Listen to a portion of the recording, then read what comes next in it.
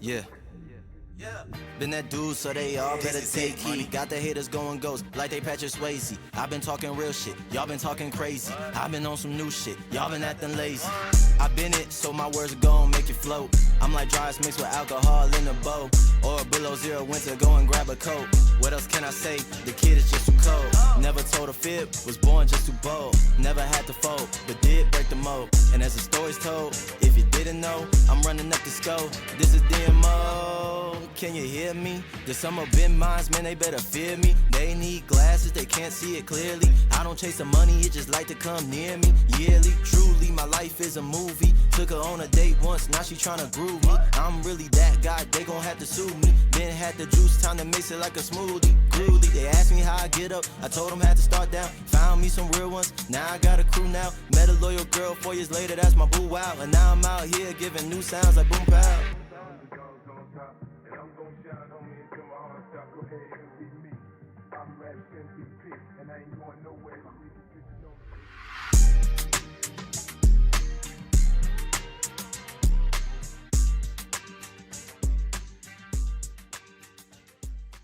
Ladies and gentlemen, welcome back into the Haven, ladies and gentlemen. We've been gone for a few weeks. We've been taking a break, but we are back now, and we are bringing you a very special episode of the Helmet Haven Football Fuck-Up Show today, as you guys are not only going to get the regular podcast, but you guys are also going to get a special out of us after the podcast, and I will fill you guys in on more about that once we wrap things up with the podcast. Guys, joining me as always is my wonderful, wonderful partner, Ginger Chains, who's got all the headlines that we've missed over the last few weeks. Kenny, where are we starting today? All right, we're going to start with news that just broke about 30 minutes ago, as the Packers have officially extended their defensive lineman Kenny Clark. As we all know, he is kind of a shit wrecker when he is able to get going. He is signed to a 3-year deal worth $64 million, with $29 million of that guaranteed.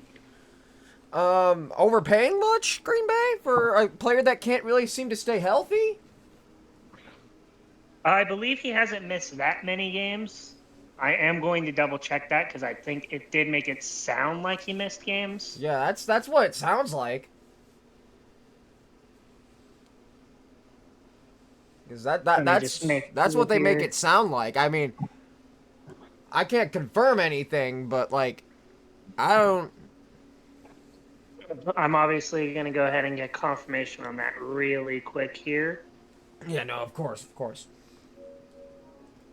As I did not quite figure out if I needed to pull that up or not. So, all right, here we go. Let me see how many games he's missed. Okay, so it looks like he started in 2016 all the way up until last year. I don't know why it was worded like that. He's only missed, it looks like, 7 games in his NFL career. Yeah, no, wording it like that makes it sound like they're overpaying for a player that can't seem to stay healthy. Yeah, I think they may have meant it more of a, like, once he gets into a game and actually starts getting into the zone or something like that. Because that would make sense. They need to write that one a little bit better. But that's that one not an overpay like we initially thought it was. Yeah, no. Correction, guys. Correction. That was just a poorly written headline. We have your Texans are signing free agent running back Cam Akers, who was recently with the Vikings. He was also, you know what? Cam Akers has actually been a pretty solid fantasy back the last few years. So, like, I'm actually pretty excited that we have him in the backfield now. I ain't even gonna lie. You have him, Damian Pierce, and Joe Mixon there in the Texans backfield. Guys, the Houston Texans are looking insane. The backfield, they have obviously a young star quarterback. The wide receiver room is unmatched with Tank Dell, Nico Collins, and Stephon Diggs. Like, bro, how can you root against the Texans? Okay, the Lions have placed DJ Reader, Marcus Davenport, and Brian Branch on the PUP list. Those are some names to look out for in the coming weeks. Moving to the PUP list. Next up, we have the Dolphins hosting free agent edge rusher Emmanuel Ogba. Interesting. Very interesting. With that, we're actually going to lead to one of the bigger headlines. As of yesterday, two-time Super Bowl champion Shaquille Barrett has announced his retirement. Guys, that's a big retirement. That's a big retirement. That's another reason why we're bringing you an episode on a Sunday as opposed to a normal Wednesday, because again, we've missed quite a few weeks, and we got some ground to cover. But that's a big retirement. Shaq Barrett. Hey, Kenny, you want to go ahead and pull up some statistics for it? Of course, Shaquille Barrett, having been in the league for 9 years, played with the Broncos for 4, won a Super Bowl there, and then played with the Bucks. And two-time Super Bowl champ. Also played 5 years in Tampa. Obviously, won the one alongside Tom Brady. His regular season stats from last year were 33 solo tackles, 4.5 sacks, 3 forced fumbles, and an interception. His career stats are obviously a lot better than that. Let me just shift over to... I know, the Super Bowl season, Shaq Barrett's been a force to be reckoned with for quite some time now. It looks like in his... they're not going to show me his career for some reason, but I believe his career stats were pretty good up to this point.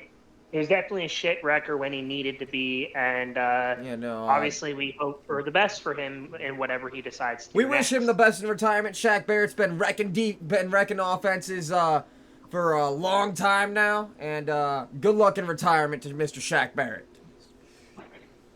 Next up, we have Eric Armstead have also been put on the PUP list as well. Armstead? Oh, for the 49ers? Yep. No, it's with Jacksonville now. Oh, that's right. That's right. I forgot he got moved. Panthers rookie running back has also been put on the on the injury list. However, still recovering from a torn ACL back in November. Next up, we have another retirement in one Kenyon Drake.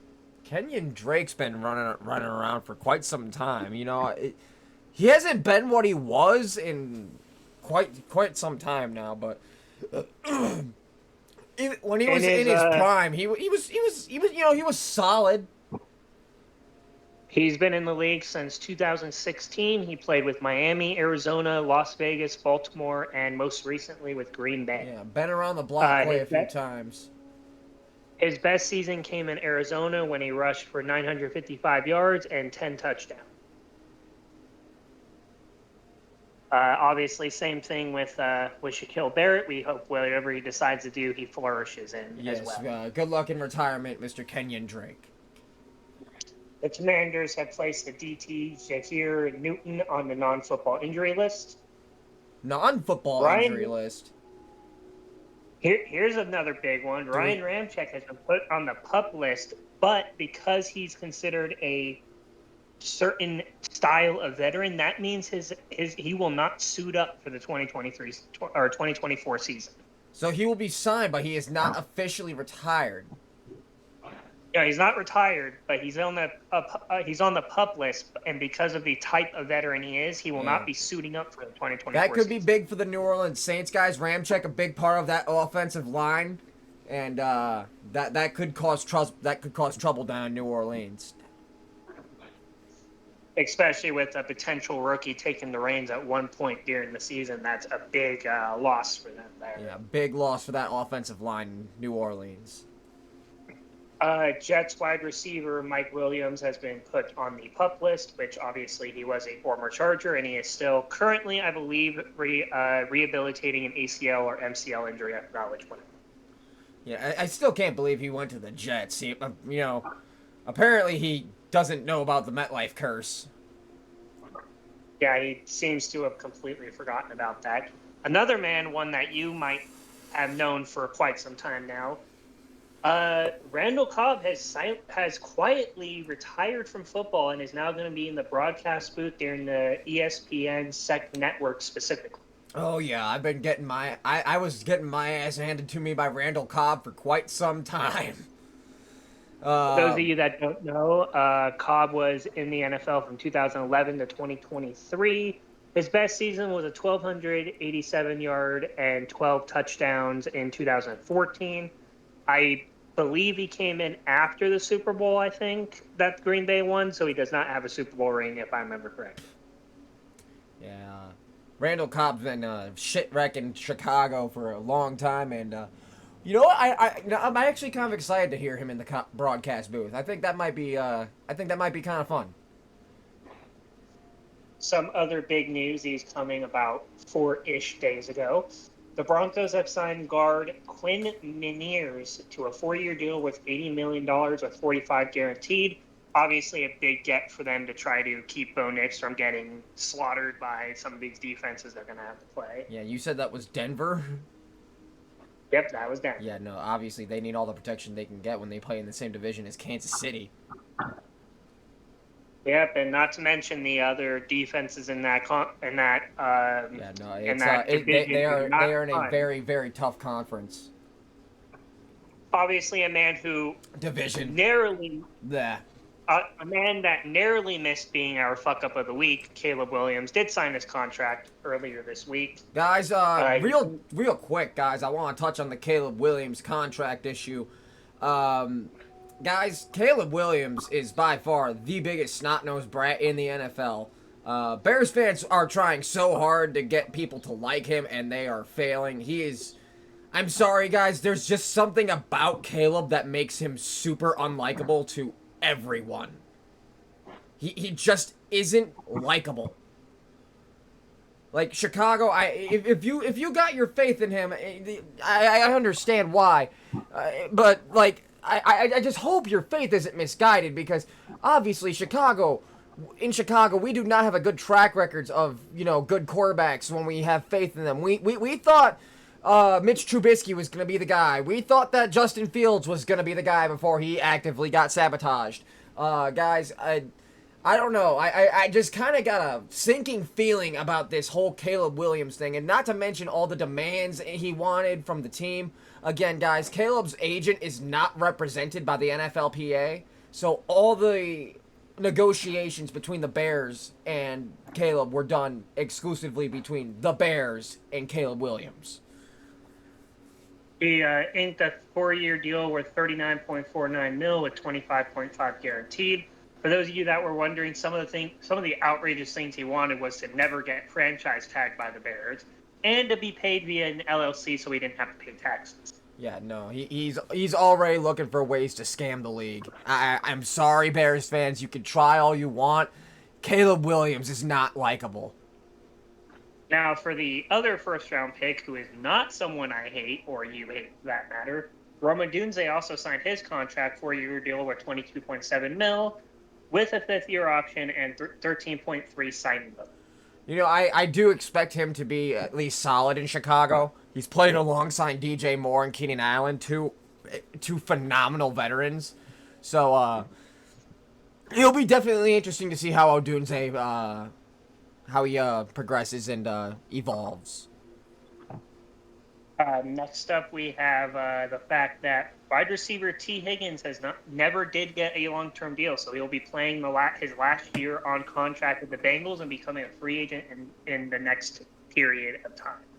So the Bengals will still have T. Higgins.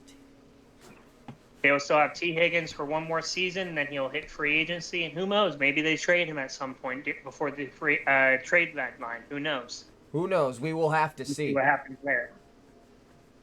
Next up, we have. Let me find the next thing that matters here to talk about.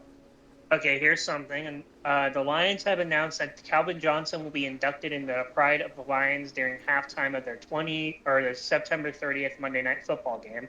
Megatron joins only 20 other all-time greats for this specific team. Megatron is an all-time great, guys. I remember him from my childhood. Guys, absolute fucking shit wrecker. Guys, if you were a DB, that was the last guy you wanted to line up against was Megatron Johnson. And despite the fact that he never won a Super Bowl, absolute phenomenal player. Yeah, absolutely. And if he wasn't stuck on the lines and he actually like didn't lose his joy for football, we don't know how much longer he Oh yeah, could have no, he played. he he could have been dominating the league for quite some time.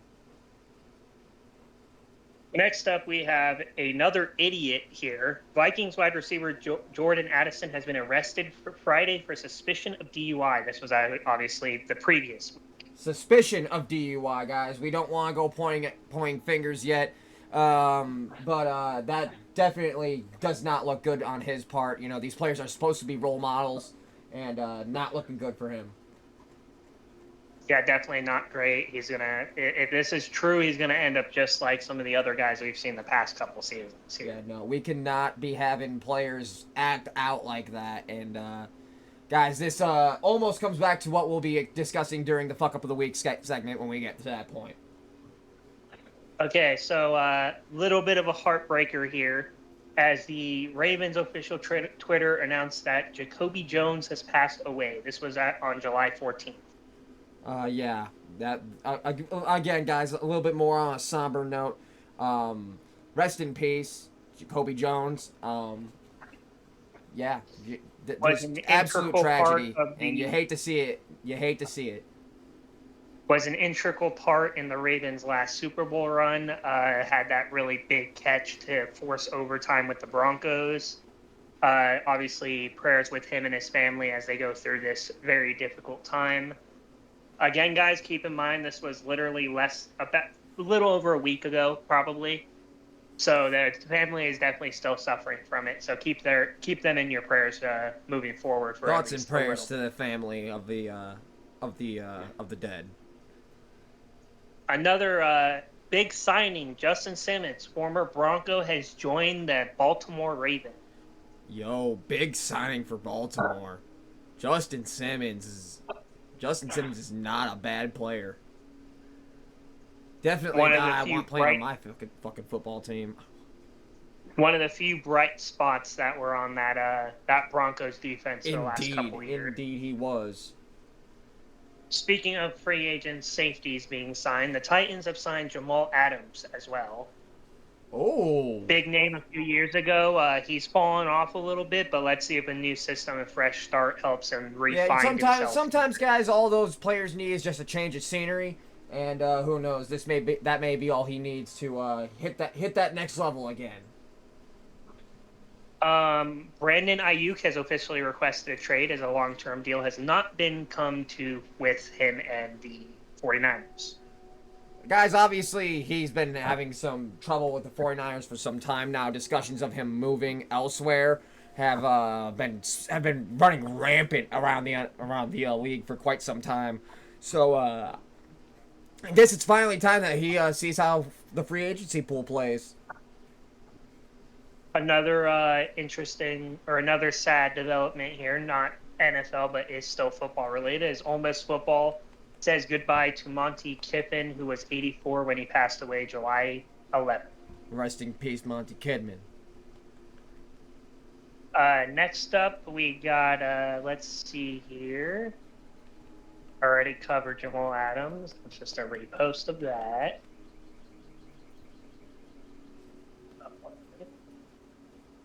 Just going to make sure that I find all the stuff that matters here.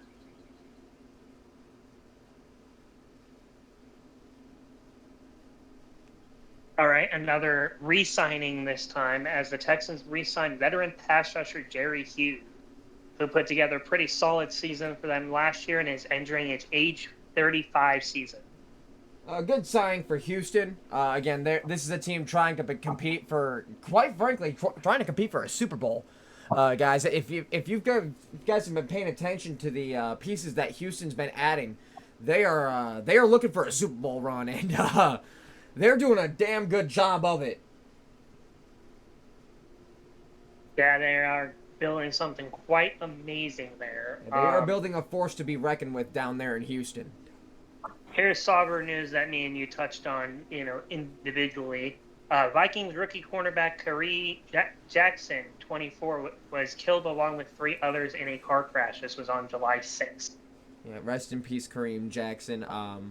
We have so many deaths to cover because again we haven't been doing the podcast for some time. And again, guys, that's also why we're doing sort of a special for you guys here today. But we do need to get past the sad news. Rest in peace, Kareem Jackson. The Rams are bringing back an old friend in John Johnson III, who was part of their Super Bowl team a few seasons ago. JJ3. Yep. Patrolled that backfield with Eric Weddle in that Super Bowl win as well. Let's see here. That was let's see if there's anything else interesting that's come out of this since we've last spoke to these fine people here. Let's see. I know there must have been something else I remember us missing.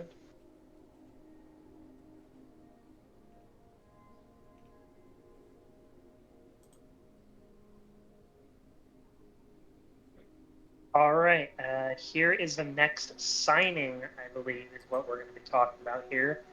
Yep, a signing has been made on June 20th. I believe we are coming up on the last few days here, and then we'll be kind of all caught up with all this news here.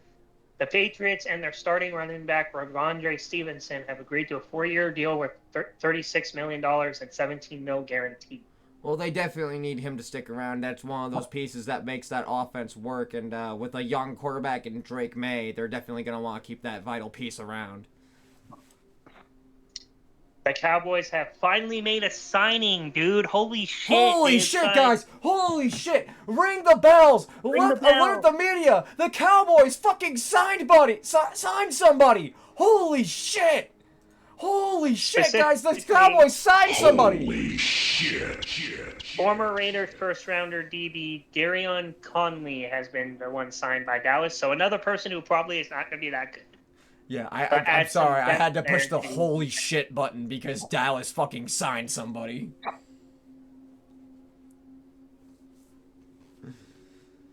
Okay, so we had... let's see. Okay, so the Chargers signed Ladd McConkey to his 4-year rookie deal. Obviously, the Bengals did have that franchise tag on T. Higgins, so that's already been touched on there. Let me make sure there's nothing almost here. I think there's one more thing we got to cover, if I remember correctly, from a little while back. Obviously, Jaden Daniels re-signed. Here is I think the last big news that we are going to, this will probably be the last big news we have, or at least the last few here. Calais Campbell is signed with the Miami Dolphins on a 1-year deal. Big defensive piece for Miami there. Yeah, massive. He's 37 years old, but he still plays like he's at least 10 years younger than that. Yeah. So. Calais Campbell joining Miami. Guys, watch out. And I'm going to make sure that this is actually... Yeah, I believe this is legitimately the last big news that we're going to cover. There is one more thing we'll cover briefly, but this is the last signing that's worth mentioning. The Jaguars have reached a deal on quarterback Trevor Lawrence, who has signed a 5-year deal worth $275 million, $55 million a year with $200 million guaranteed. Overpaying much for a guy that hasn't performed much better than Gardner Minshew, a career backup. Yeah, which is that's the thing. And what's weird is this wasn't brought up on here because it hasn't been made official yet. But by the sounds of it, the Packers are going to overpay for Jordan Love off half the season and try to pay him as much, if not more, than Trevor Lawrence. I don't know what's with teams thinking that all these quarterbacks are worth all this money, but I don't know, guys.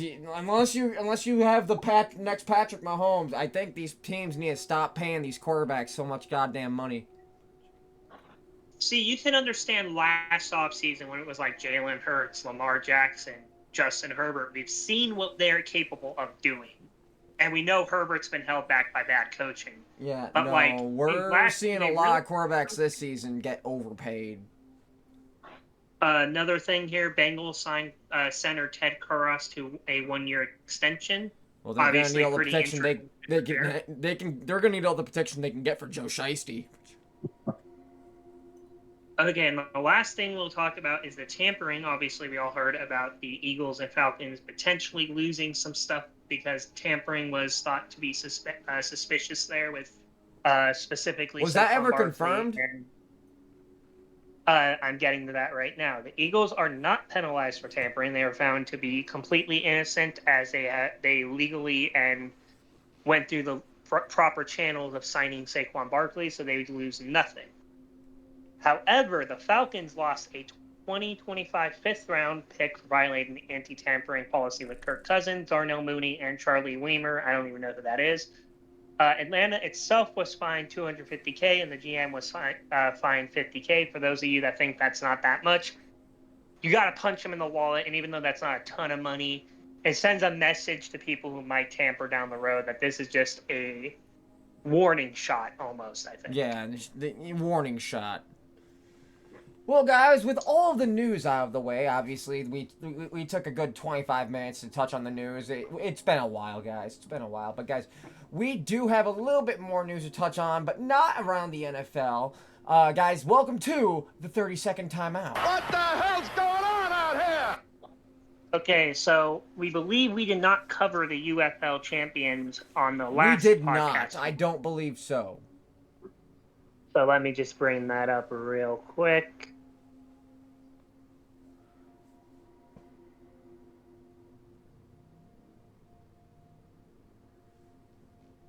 Okay, so the UFL champions were the Birmingham Stallions, who won in dominant fashion 25-0 to the San Antonio Brahms. Brahmas. Brahmas. Yeah, they got absolutely shipwrecked there in that UFL championship game. Congratulations to Birmingham. Any standout players in that game? I'm going to click onto that right now, as they do have a by the numbers here. Perfect for our show and only pointing out what matters here. Okay.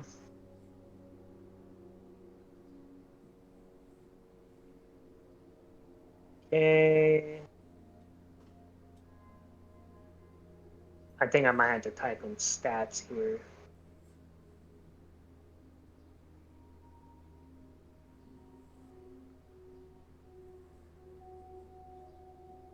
Give us just one moment, guys.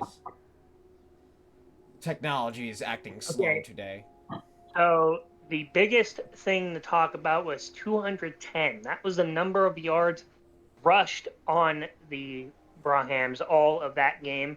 Ricky Person Jr. specifically led the way with rushing offense with his first 100-yard game of the year, and being in the championship game as well is actually very impressive. Yeah, that is actually quite impressive.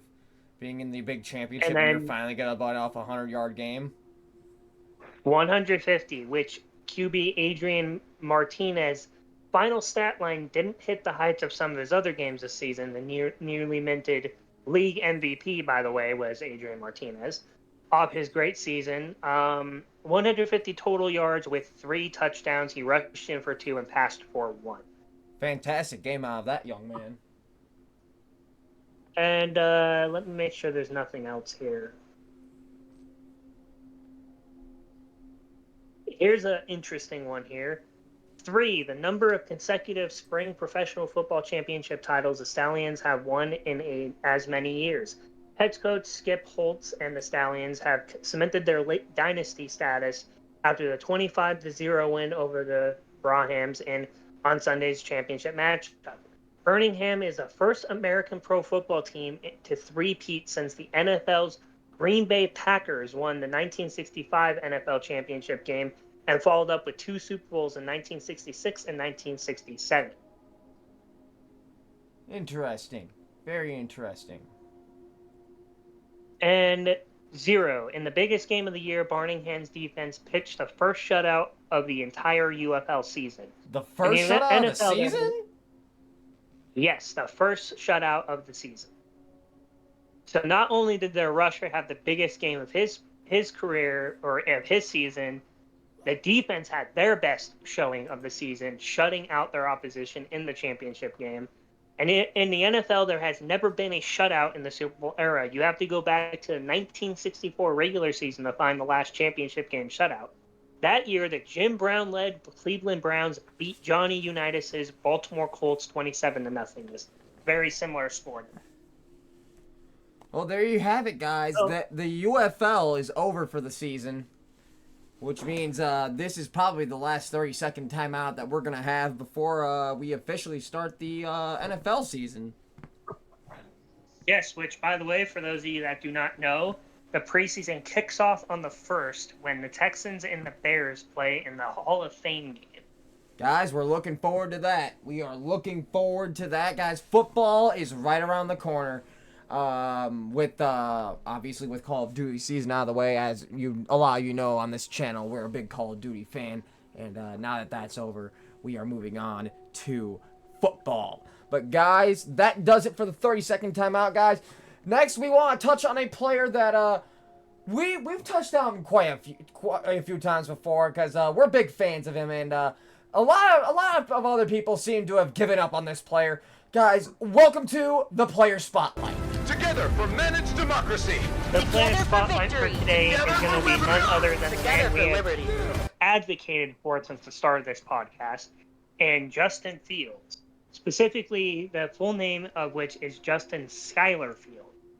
I never knew his Pretty middle name was hard Schuyler. middle name. Kind of a pretty hard middle name if you think about it. I know, right? Being named Schuyler. Specifically, let's talk about the early life of this young man. Fields attended Harrison High School in Kennesaw, Georgia. In 2 years as a starting quarterback, he totaled 4,187 passing yards, 41 passing touchdowns, 2,096 rushing yards, and 28 rushing touchdowns. In the summer before his senior year, he attended the Elite 11 quarterback competition and was named MVP of the event. Late in his senior year, in a game that was nationally televised on ESPN, he suffered a broken finger that required season-ending surgery. After his senior season, he was named Mr. Georgia Football by the Touchdown Club of Atlanta, as well as a first-team All-State. In addition to football, Fields was also a standout baseball player for Harrison High. Pretty cool to know that he also played baseball. Yeah, no, pretty dope to know that he was a dual sport athlete. Moving on to his college stats, to his college career. First off, here is his recruiting page here. He was a 5-star recruit and basically unanimous 5-star recruit.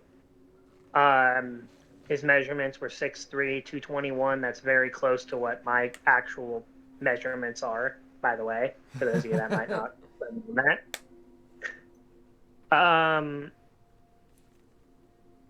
Some of the things here about Fields, specifically his high school statistics before he moved to his college ones. He had, in his first season, he had 23 touchdowns, 6 interceptions. And in his 2017 season, he had 18 touchdowns and 2 interceptions. His total record in high school was 15-4. Not bad from the young man. All right, so next up we will talk about Georgia now, his college days. In his true freshman season in Georgia. Obviously, he served as a backup in his first season there in Georgia. In Georgia's season opener against Austin Peay, Fields made his debut in the second quarter and started the second half. He completed 7 to 8 passes on the day, including a 10-yard touchdown pass to Isaac Nata in a 45-0 victory. On September 29th against Tennessee, he had 5 carries for 45 yards and 2 touchdowns in a 38-12 victory in a late season 66-27 rout of UMass. Fields threw 2 touchdown passes and ran for another on the ground with 120 yards passing and exactly 100 yards rushing. During the 2018 season, Fields saw action in 12 games, totaling 328 passing yards, 4 passing touchdowns, 266 rushing yards, 4 rushing touchdowns. Following Georgia's loss to Alabama in the 2018 championship games, Fields announced he intended to transfer to Ohio State, which obviously is where he was drafted out of. Let's see here. Ohio State stats. Ohio State stats. We're going to talk about the 2019 season. There's not much to talk about in the previous season, it looks like. Mostly probably because he didn't play much that year. In Fields' first season with the Buckeyes, he helped lead the team in the Big Ten championship win, or with a 34-21 victory over Wisconsin, and a spot in the college football playoffs. Fields finished third in rushing or running for the Heisman Trophy, was named the Big Ten Offensive Player of the Year and first team All Conference. In the 2019 Fiesta Bowl against Clemson, he had 320 passing yards, 1 touchdown, 2 interceptions, and a 29-23 loss in the college football playoff semifinal. He finished the season with 3,273 passing yards, 41 passing touchdowns, and 3 interceptions to go along with 484 rushing yards and 10 rushing touchdowns. So pretty damn good 2019 season for him. Yeah, no, guys, obviously, you guys can begin to see why Justin Fields was picked so highly. Now Fields we get entered the into the 2020 NFL, and guys, this is No, where, actually, this is where One this is more- where things start to get interesting. There's actually one more college year left here, so Oh, we're is going to there? cover that real quick. Yeah, go for it. Fields entered the 2020 season as the leading candidate for the Heisman Trophy. The season was played amid the ongoing COVID-19 pandemic, with the Big Ten Conference ultimately opting for a shortened conference-only schedule after initially canceling. Fields was vocal in his support of playing the season, and he started an online petition that gathered 320,000 signatures in support of that goal. So Fields actually had a hand in that season actually happening with that petition he laid out. That kind of proves his love for football right there. Yeah, no. If you say that Justin Fields doesn't care about playing football, that's clearly all the man wants to do. Fields helped lead the Buckeyes to another undefeated regular season and a Big Ten championship with a 22-10 victory over Northwestern. Ohio State received another bid to the college football playoffs, replaying a rematch against Clemson. Ohio State was victorious in said rematch 49-28, with Fields throwing 385 passing yards and 6 touchdowns in that game. Fields took a hard hit to the midsection in the game and played through the injury in a performance Sports Illustrated dubbed legendary, with the Buckeyes advanced to the college football playoff national championship, where they inevitably lost 52-24 in obviously Fields was not 100% for that game. He obviously threw only one passing, or he threw, hold on, was this the seat? Okay. Fields finished a shortened 2020 season with 2,100 passing yards, 22 passing touchdowns, and only 6 interceptions. He also had 383 rushing yards and 5 rushing touchdowns on the ground. He repeated as the Big Ten Offensive Player of the Year and unanimous first team All-Conference on January 18, 2021. Fields announced he would be foregoing his final 2 years of eligibility to enter the 2021 NFL Draft. Guys, this is where things start to get interesting. First year with the Bears. In his college career, let's make sure everyone knows why he was drafted so high. He finished with 5,701 yards, 67 touchdowns, and only 9 interceptions in 22 games played. That's not including his rushing, which was 1,133, aka 1,133 yards, and 19 touchdowns on the ground as well. So as you guys can probably tell, he was definitely drafted high because he was actually good at the game, unlike some people that we've seen drafted in the past.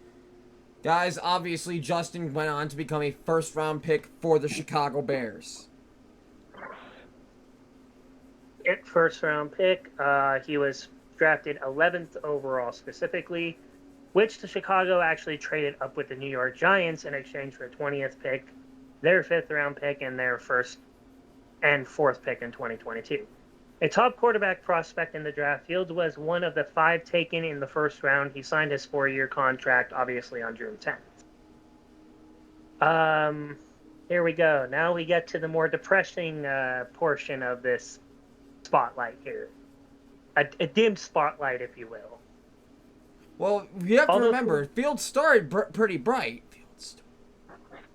Although Fields was named the 2nd-string quarterback behind Andy Dalton, he made his NFL debut in the season opener against Los Angeles Rams, taking the field on 4 plays. He scored 5 rushing touchdowns and completed 2 passes for 10 yards in a 34-14 defeat. Obviously, that was against a very stout Rams defense. I believe this is the one that actually won the Super Bowl, I believe. Or got close to it. I forgot which one it was. After Dalton suffered a knee injury in Week 2 against the Cincinnati Bengals, Fields entered the game in the third quarter. The latter completed 6 of 13 for 60 yards, 1 interception, while only rushing for 31 yards as the Bears won 20-17. But Dalton sidelined with his injury. Fields was named the starter in the following week's matchup against the Cleveland Browns. His starting debut saw him sacked 9 times, 4.5 of which were delivered by defensive end Myles Garrett, while completing 6 of 20 for 68 yards. The Bears, who finished with 47 yards of offense, lost 26-6. Obviously, Oh my a pretty God, I'm tough having PTSD flashbacks of watching this shit unfold. I want you guys to remember, his first 3 games were against the Rams, Bengals, and Browns. And this is the year when Joe Burrow was not injured halfway Some through. very stout defenses to start the rookie season. Fields won his second career start, or his second, career game, with a 24-14 win against the Detroit Lions. This was back when they were bad. Before they were good guys. He was 11 for 17, 209 yards, and 1 interception off a deflected pass. After Fields was named the starter for the remainder of the season, he led the Bears to a 20-9 victory over the Las Vegas Raiders in Week 5, completing 12 of 20 for 111 and throwing his first actual touchdown to Jesper Horsted, whoever the fuck that is.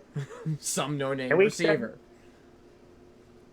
It was actually a tight end, but yeah, it's some no-name guy. In Week 7 against Tampa Bay, Fields committed 5 turnovers as the Bears were defeated 38-3. I want everyone to remember, I'm almost certain this was Tom Brady-led Bucs, not Jameis Winston-led Bucs. Okay? I believe this was their Super Bowl season. If it was their Super Bowl season, then that was the game Nick Foles beat them in. Okay, yeah, my bad. I think... No, this was the year before Brady went to Tampa. Yeah, no. If that was the year that Brady won the Super Bowl in Tampa, though, that was the year that Foles beat him in Tampa. Throwing for 175 yards. This was, by the way, against San Fran. He threw for 175 yards and a touchdown and scored a rushing touchdown. However, the game ended in a 33-22 defeat. Again, a very stout fucking defense. Fields was kind of fed to the fucking werewolves at this point. Yeah, I mean, real, come on, though, guys. And I would also like to point out, guys, Justin Fields was named a top 100 player. Let's not forget this. At one point in time, Justin Fields was ranked a top 100 player in the NFL. It's, it's quite something, all things considered.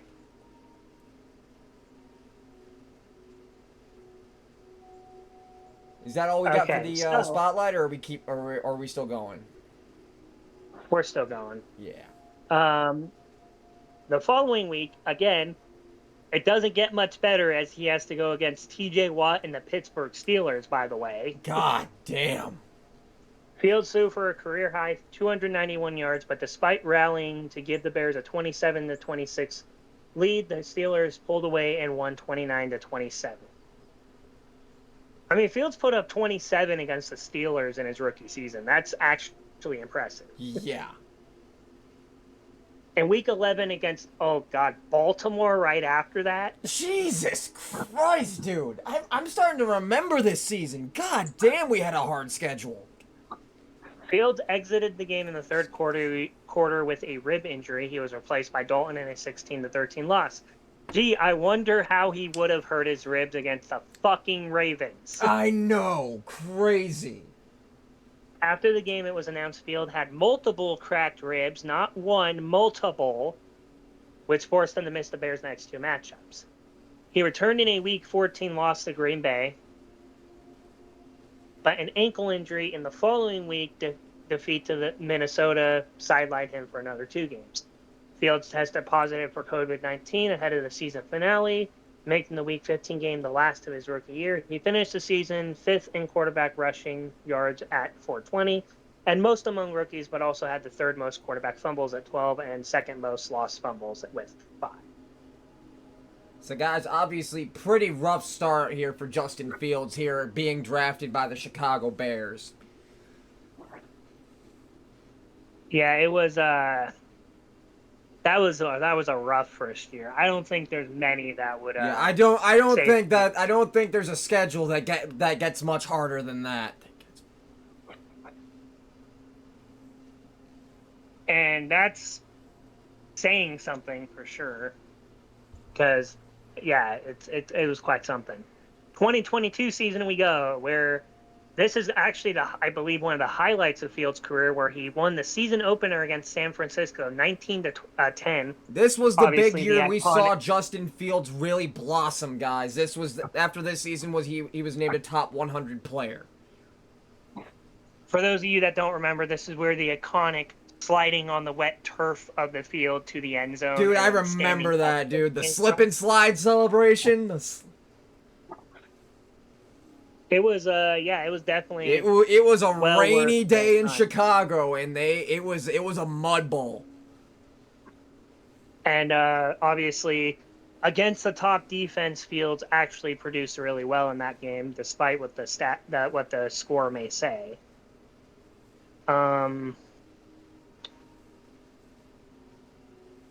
All right, so let's see how the rest of the spotlight goes. I do want to do one more segment before hours that I forgot to mention before we went live, but I'll tell you about that in just a second. So obviously, he won his first game that year. The Bears lost 4 of their next 5. Obviously, not a fun time there. This was the 3-11 season. 56.1% completion percentage, 748 yards, 2 touchdowns, 4 interceptions. He rushed for 254 yards on 43 carries. The losing streak ended, however, on Monday Night Football with a victory over the New England Patriots, during which Fields completed 13 of 21, 179 yards, touchdown and an interception, rushed for 82 yards and a touchdown as well, to secure a 33-14 upset over the Patriots. I believe this was their first year without Tom Brady. No, I believe that was the year with. Okay, so if it was indeed the year with, then that would be impressive. In Week 9 against the Miami Dolphins, Fields set the NFL single-season. No, 2021 Brady was a buck already. Never mind. Fields set the NFL single-game regular season record for quarterbacks rushing with 178, surpassing Michael Vick's 20-year-old record in said game. He also became the first NFL player to have 3 touchdown passes and rush for at least 150 yards in the same game. Scored the Bears' franchise longest quarterback rushing touchdown with 61 yards, but the Bears obviously lost this game 35-32. Obviously, guys, things are looking rough again. Guys, this was the 3-11 season where Chicago was spotted to go dead last in the NFC, and which they did. They went dead last in the league. NFC Offensive Player of the Week was won in that game, by the way. In next week's matchup with the Lions, Fields became the first NFL quarterback to rush for 140 yards in consecutive games, the first in the Super Bowl era to have multiple rushing touchdowns of over 60 yards. However, the Bears lost 31-30.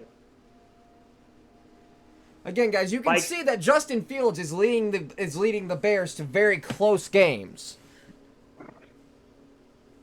Yeah, this was when the coach, being an idiot at the most opportune time, mainly on defense, which I also know a lot about, by the way, absolutely fucked up Justin Fields and his development. Right there, he should have had 2 back-to-back victories, but he didn't. All right, so next up, we're going to talk real quick about the Week 11 loss to Atlanta. Obviously, that happened. Suffered another injury. In case you guys don't realize, he suffers a lot of injuries because O-line is fucking dog shit. This injury was to his non-throwing shoulder, which sidelined him for a week. He returned in Week 13 against the Packers and became the first quarterback in the Super Bowl era to rush for a touchdown in 6 consecutive games, although the Bears would lose 28-19. Fields suffered a hip injury in Week 17 loss to the Lions, which caused him to miss the season finale against the Vikings. Fields and the Bears would not win another game in 2022, and obviously this was the 3-14 season. Yeah, this was not a good season. This was a very down year for Chicago. Obviously, they had broken down the team to specifically nothing but the studs, and it was not looking good. However, guys, again, Justin Fields was named a top 100 player in the league after this season. Which is, again, quite impressive considering he was still young and his NFL career was still kind of starting. And you never really got we get to the depressing part where we find out just how much this kid was actively sabotaged. Fields finished his second year with 1,143 rushing yards, making him the third quarterback in the league to do so, rushed for over 1,000. The other two being obviously Vic and Lamar Jackson. However, he also led the league in sacks, taking 55 and fumbles at 16.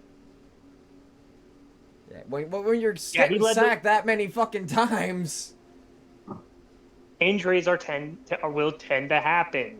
Yeah. And then here's the 2023 season, aka the end of the Field Bears run, specifically. Fields' 2023 season began with a 38-20 loss to the Packers, completing obviously some decent yardage, decent blah blah blah, 1 touchdown, 1 pick. We already know that. In Week 2 against the Bucks, Fields completed 16-29 for 211 yards, 1 touchdown, 2 interceptions. Obviously, the Bears started 0-2. For the first time since 2017, in Week 3, the Bears traveled to Arrowhead to take on the Kansas City Chiefs, as I like to call them, to face Patrick Mahomes and the Chiefs, losing 41-10, making the start of the season be 0-3.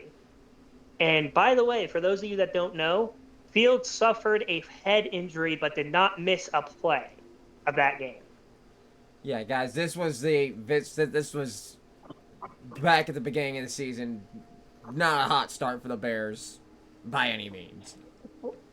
4 against the Broncos. I believe this is one that'll lead Nick to have an aneurysm over there.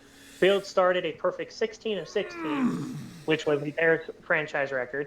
Fields also had his first career 300-yard game. Fields and the Bears had a 28-7 lead in the third quarter, but ultimately lost 31-28.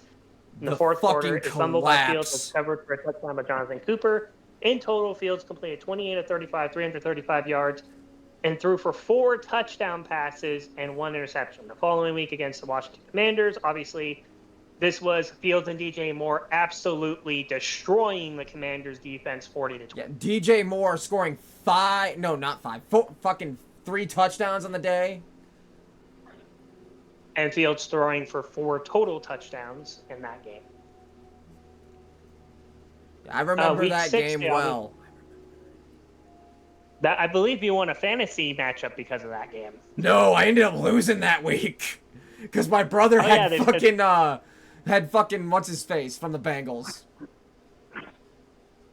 Jamar Chase. Jamar Chase, yeah. Oh yeah, that was the week Jamar Chase decided to also go off. Yeah, no, dude, I should have owned my brother that week, and then I ended up losing by 2 because of Jamar Chase. In Week 6 against the Vikings, Fields struggled mightily, being pressured constantly, only completing 6 of 10 for 58 yards and interception, along with, by the way, 4 fucking sacks. Early in the third quarter. 4. Third quarter. Not fun. Not fun if you're a quarterback. Fields dislocated his shoulder and thumb while being sacked by Danielle Hunter and was replaced by undrafted rookie Tyson Bagent, a name that brings Nick's blood to a fucking boil to this day. Oh my god, I still can't believe that there are Bears fans out there that think that 13. that kid is a franchise quarterback. Fields would go on to miss the next 4 games. He returned Week 11 against the Lions, in which the Bears took a 26-14 lead. Another aneurysm incoming by Nick, by the way. Lead late in the fourth quarter, but ended up losing, dropping to 3-8. Fields finished the game with 169, nice by the way, yards passing and a touchdown, while also rushing 18 times for a team-high 104 yards. Fields and the Bears then played the Vikings on Monday Night Football, in which the Bears won 12-10 off a game-winning field goal with 10 seconds left. That was the game against Josh Dobbs, and that was one of the worst games I remember ever watching. Fields finished his 3rd season setting career highs in completion percentage, passing yards, alongside a career low 9 interceptions, with the Bears holding the first overall pick, and obviously we know what happened from there. Yes, guys. So obviously, guys, throughout Justin's career, we see development, right? We see positive development. We don't see regression. Guys, a lot of people want to go back and look at last season as if Justin Fields regressed. Justin Fields did not regress. Justin Fields grew. The problem was he had no team to fucking work with him. He had a DJ Moore and a Cole Kmet. That was it. Yeah, he had an O-line that actively almost got him murdered on multiple occasions throughout his career, not just last year. And before you guys go out there and say, well, that should have been enough. That should have been enough. DJ Moore and Cole Kmet are more than enough. Guys, I want you to look at the roster that Caleb's been set up with. DJ Moore and Cole Kmet are not enough. Also, to counter that point, Mahomes had his worst season last year where all he had was Kelsey and Rice to throw to. Do you really think Justin Fields can do the same with lesser players at one position and better at another position? Oh, yeah, and unlike Patrick Mahomes, he also doesn't have a fucking O-line. So yeah, guys, we wanted to spotlight Justin this week because, guys, we've been, obviously, me and Kenny are both big supporters of Justin. We think he was done dirty by the Bears, and we both really, really want to see this kid flourish in Pittsburgh now. But Kenny, you said you had one more segment that you wanted to try? Yes, I wanted to go through, because we brought it up a few times, I wanted to go through the top 100 players of this year.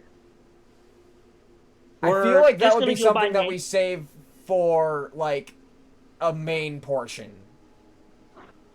Well, I mean, it's not going to take that long. I think we're just going to say a name, and then if we don't have much to say about him, we move on. That's kind of why I wanted to do it. If we're going to do this now, I say we just go through the list real quick, do the names, and don't do much commenting.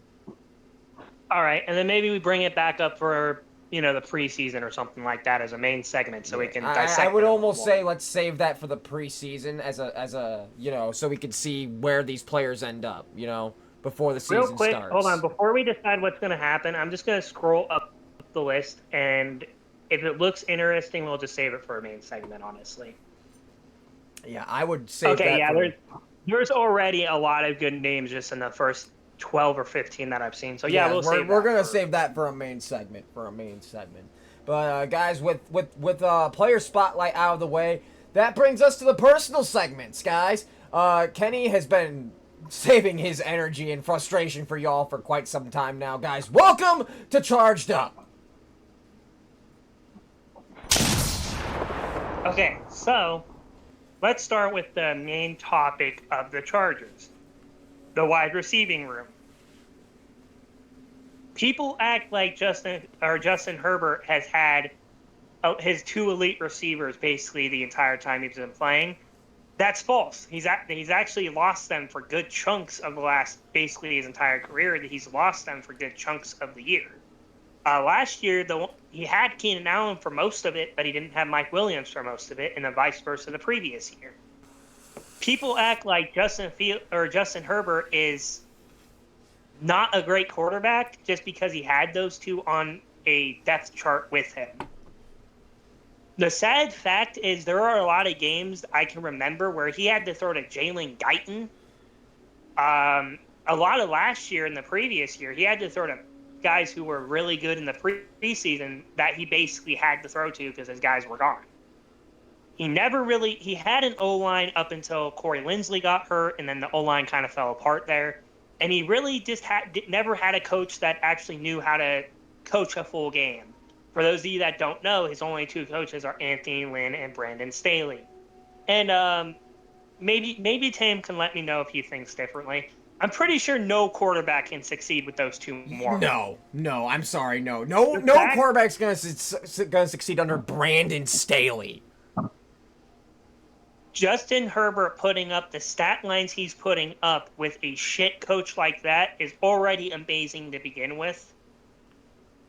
But there was no way that deep playoff one was going to happen because of how he played his defense. Pretty sure I can, if I was in control of what you guys can see, I can probably pull up about 7 or 8 games where we lost because there was nobody trying to stop receivers until they went 5 or 7 yards towards the fucking other team. And I don't know if anybody remembers, but Tyreek Hill was kind of a chief for the first half of Justin Herbert being there. Do you really want to give Tyreek Hill 5 to 7 yards of fucking separation off rip? I'm pretty sure that's not what you want to do. You want to know who knew how to take care of Tyreek Hill? The fucking Dolphins, who made sure that or the Chiefs, who made sure their top corner was bullying him at the line of scrimmage and had to force him to get open to actually do damage. That's how you have to beat fast receivers. And unfortunately for the Chargers, the entire AFC West kind of has a fast receiver or two that they have to block now.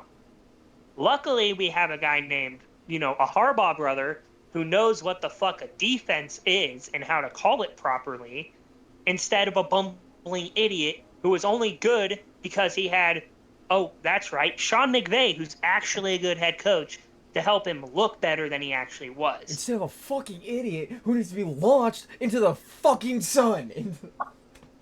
As I famously quoted, what week was that I mentioned launching him in the sun? Like I don't remember, but dude, that line is classic. Brandon Staley needs to be launched into the fucking sun. And here's the thing, guys. Herbert can put up all the stats he wants. He can be a 5,600 yard passer, fucking 57 touchdowns, no interceptions. They'll still lose because with Brandon Staley calling that defense, they're going to let up more points than what Justin Herbert can score. It's that simple. You can look at any quarterback in the league. If their defense lets up scores as quick as they toss them, they're going to lose unless they're the better team from top to bottom. Look at the Chiefs last year. Down year, Taylor Swift, I'm pretty sure, was a big reason why they made the Super Bowl, by the way. But let me ask you this, Nick, because I may be seeming a little bit biased, I guess.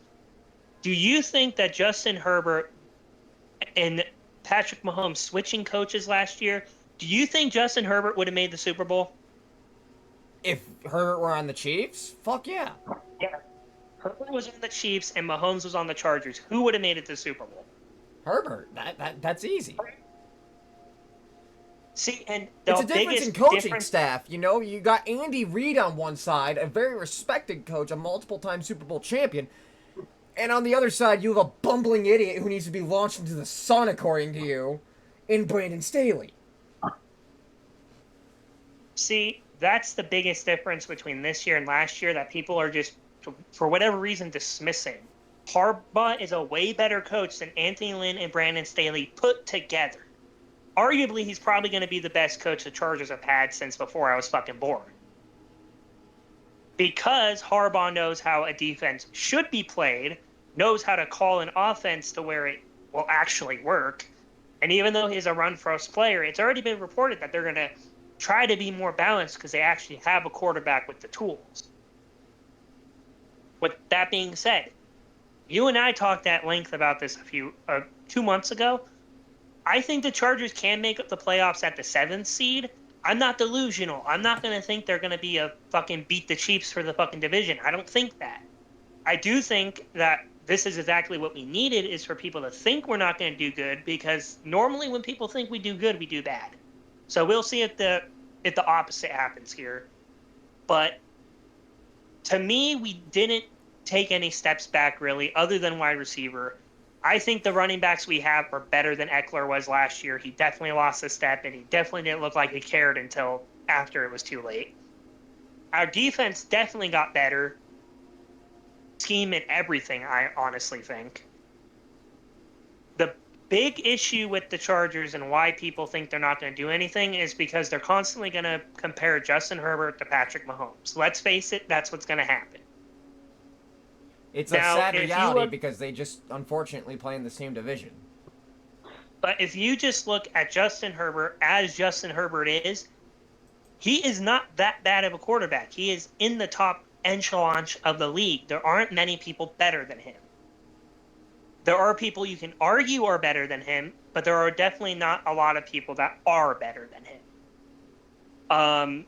A lot of people have him at 5, 6, 4, 7, somewhere in that range. And I think maybe you can, I don't know if you agree or not, but I think that's where he should be. Yeah, no, he's definitely a And top 10 quarterback. Yeah, he's in that 5 to 7 range to me. And I think CJ Stroud, if he does the same thing as he did last year, I think he's either right above or right below Herbert. Just depends on how We'll be Herbert touching does. on that in just a second here, guys.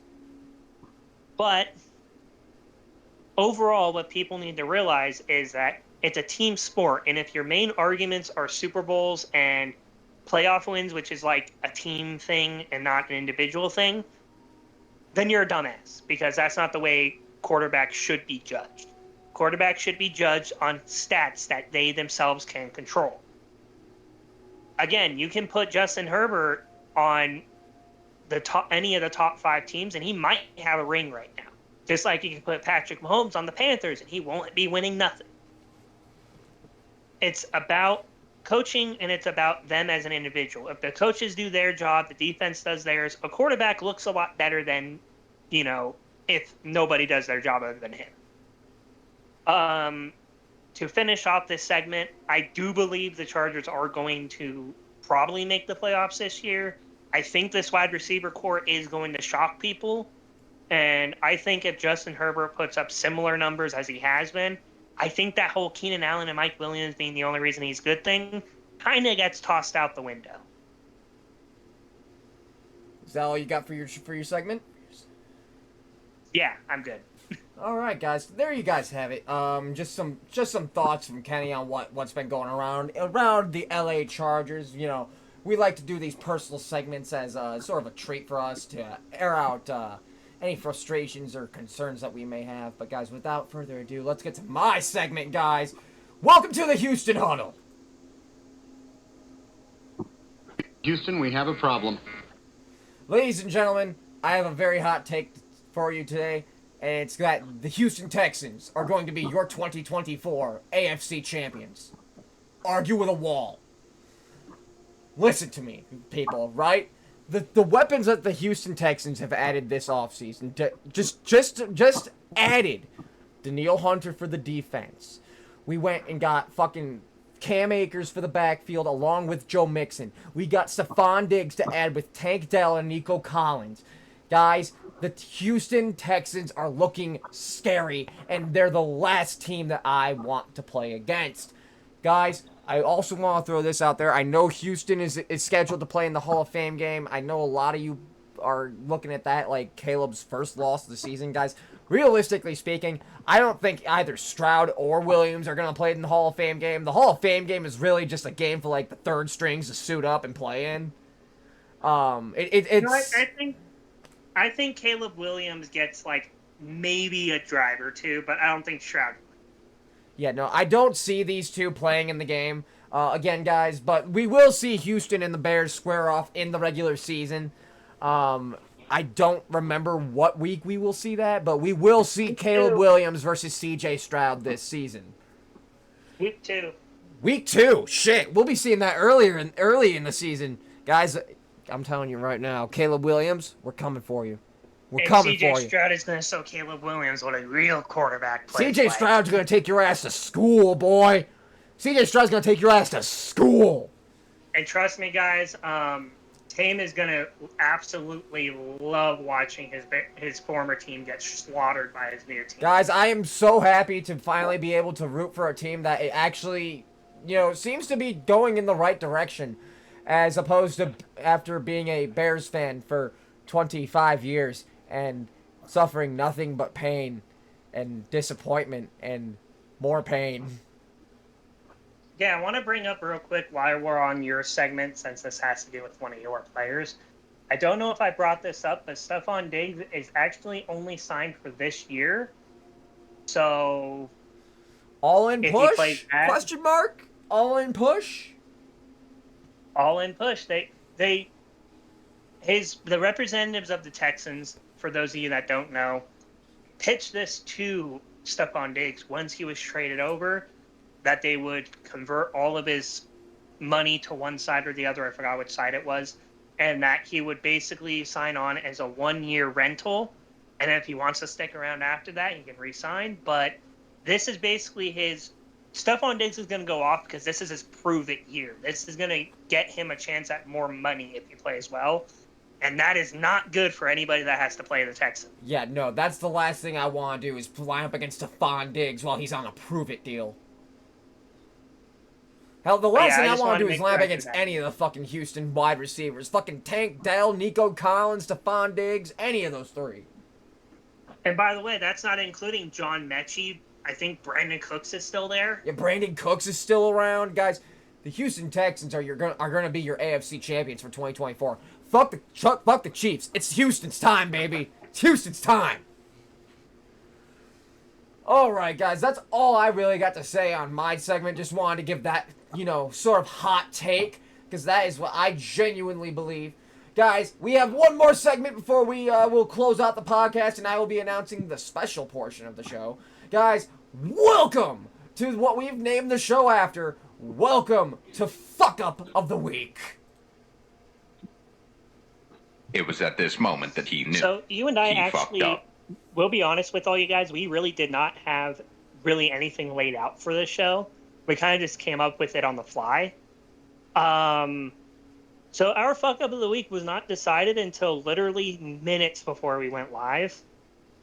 We mentioned this earlier. Caleb Williams dodged a bullet because we found this story specifically. Yeah, Caleb Williams was about to be named our Fuck Up of the Week, guys, for having so many dumbass demands in his contract. Former NFL star Lawrence Taylor charged with failing to update address on a sex offender registry. This, by the way, is not something recent in terms of the initial thing that caused him to have to be one, as this was done in 2010. However, because of the age of the person and it having to do with the R word, which I will not say the full word because I don't want him to get banned, and because of, well, the other type of trafficking that people shouldn't be doing, of a 16-year-old girl specifically. Not good. We cannot be having that, especially players like Lawrence Taylor. Like, come on, dude. Come on. What are you doing? You saved Caleb Williams from being Fuck Up of the Week. That's how bad you fucked up. You saved Caleb Williams' dumbass. You know how bad you have to fuck up in order to do that? Because it was in 2010, like I said, we almost decided to still give it to Caleb because it would have been so long ago that it's like, okay, 10 years, well, now it's like almost 50, or like 14 years. It's like, well, that's, it's 14 years old, but then we saw the age and we kind of had to include it at this point. No, I'm sorry, buddy, you messed up, and Caleb Williams, you dodged a bullet this week. But don't think you'll dodge another one, because you might be it next week, pal. Yeah, you never know. You never know. We are paying attention to everything. To absolutely everything. But guys, that concludes the Fuck Up of the Week segment. Ladies and gentlemen, before we sign off for the podcast, I do have some very special announcements. Guys, for the longest time, the Helmet Haven has been a two-man show, being both myself and Kenny. And obviously, I didn't have a segment for a little while there until I figured out that I'm going to be a Houston Texans fan from now on. But guys, Kenny and I have both kind of come to a decision that two guys on the show, as much as that's nice, we would like to have a third. And guys, we are bringing in a third next episode, whenever we decide that may be. Guys, my boy Vern is going to be joining us. You guys may know him as Twisty V. My boy Vern is going to be joining us for the Helmet Haven Football Fuck-Ups show from here on out. And ladies and gentlemen, I'm pretty sure he will also be joining us for the special segment that will be happening live only on the Twitch, because I will be stopping the stream and getting this over to YouTube and then immediately going live again with the special. But guys, me and Kenny have come to the decision that if we're going to talk about football and speak our minds on football, we may as well have gone through football ourselves. So ladies and gentlemen, exclusively for you followers on Twitch, that listen to this live, you guys might want to stick around just a little bit, because again, guys, we are going to be starting the College Football 25 Road to Glory, guys. Me and Kenny are going to be putting ourselves through both college and the pros this year, and we're going to see what it's like, guys. We're going to go through all 5 years, all 3 to 5 years of college, however many we decide on doing, and we are going to forge our road to glory today on College Football 25. Again, exclusively on Twitch. That will not be transferring to YouTube. Again, guys, just stick around after I hit offline to see that and be here on time for that. Just wanted to throw that out there.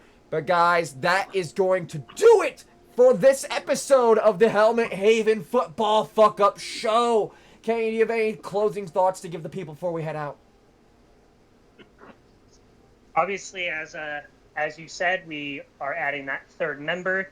I feel like that's going to bring a little more balance to the show too. Maybe extend it out a little bit. We'll also have a third perspective on, honestly, our only NFC perspective of the show currently, as our two teams on the AFC side of things. But we'll get that third voice help us out a little bit with maybe some unbiasedness between our two teams too. Obviously, we discussed this at length about needing that third person, and I think we made a good choice on who we picked. Yeah, I mean, I also wanted to point out chill with that, him in the Discord. He's a chill-ass dude. And with Vern, by the way, guys, obviously, for those of you that are joining us after the show, I believe he'll be a mainstay for the college football. Yeah, he will be sticking around right? for the college football series. Guys, again, you guys are just going to want to stick around after we go offline, because I will be immediately going right back online and starting the college football road to glory, guys. This is going to be a brand new series exclusive to Twitch for all of you that watch this every week and have been paying attention to our takes. So, guys, that's all we really got, guys. Guys, I don't know when our next episode will be. We are going to try to probably get maybe one more out before the start of the preseason. Yeah. If not, we will definitely be Been doing that one. dude, so they all Either like got the the haters week going ghost before. like they Patrick Swayze. But guys, Y'all been talking thanks for crazy. tuning in, guys. I've been on some new shit. We will Y'all be been acting right lazy. back. I've Do been not it, go so my anywhere, words guys. We'll gon' be make it starting flow. the I might special try to mix with alcohol just in short. a bowl. Or below zero winter, go and grab a coat.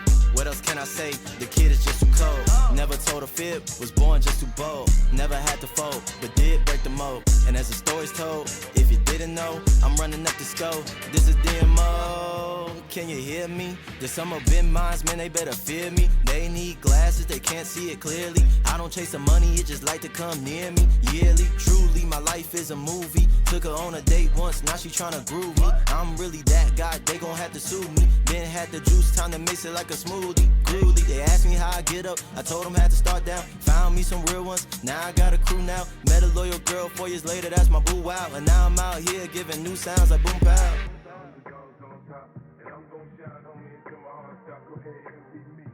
I'm Raps MVP, and I ain't going nowhere.